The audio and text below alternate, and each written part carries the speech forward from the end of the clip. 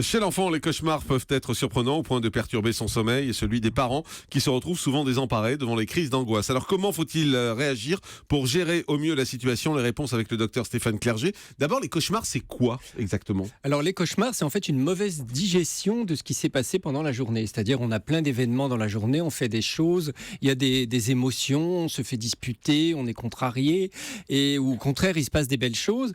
Et donc on revit ce qui s'est passé dans la journée pour mieux comprendre, digérer, et parfois quand ça a été des choses difficiles, eh bien ça dépasse nos capacités de digestion mentale et du coup ça se transforme en cauchemar. Mais les cauchemars, ça n'a pas forcément un lien avec ce qu'on a vécu dans la journée. On peut faire des cauchemars, on est dans un univers totalement abstrait. C'est ça ce que je veux dire. Oui, mais c'est une façon fictionnelle d'élaborer ce qu'on a vécu dans la journée. C'est-à-dire ce qu'on a vécu dans la journée, on le revit dans la nuit, mais de manière plus fictionnelle. Mais chez les enfants, c'est beaucoup moins fictionnel. Plus on grandit, plus c'est fictionnel, plus c'est compliqué, plus c'est élaboré, plus c'est difficile de comprendre.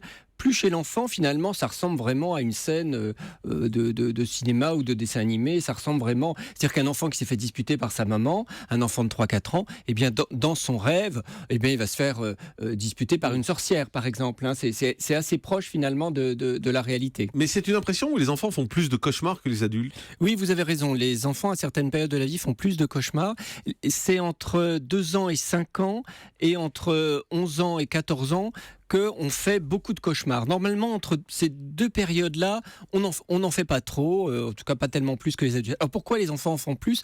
Parce qu'il se passe beaucoup de choses, ils apprennent beaucoup de choses, il y a plein d'événements. Il y a plein de choses nouvelles pour eux. Exactement, donc c'est des digestions un peu difficiles. Et puis ils n'arrivent pas la journée, j'allais dire, à régler non plus leurs problèmes.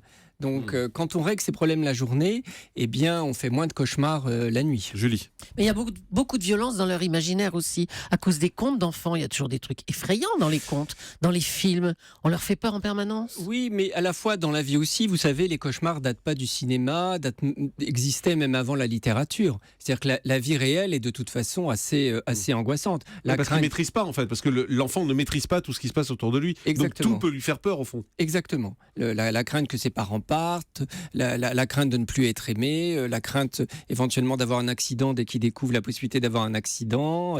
Bref, toutes les situations de la vie réelle. Et puis aussi l'éducation. Vous savez, l'éducation commence à culpabiliser.